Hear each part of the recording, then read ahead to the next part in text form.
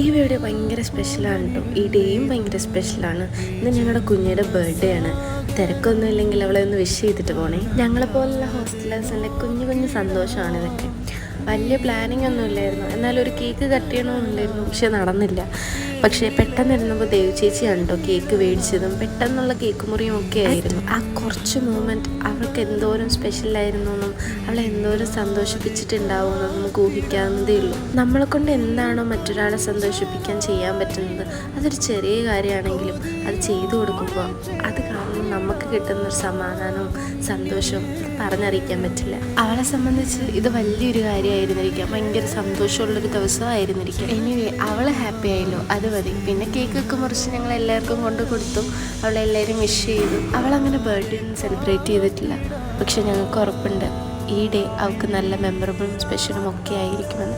അപ്പോൾ okay, bye bye.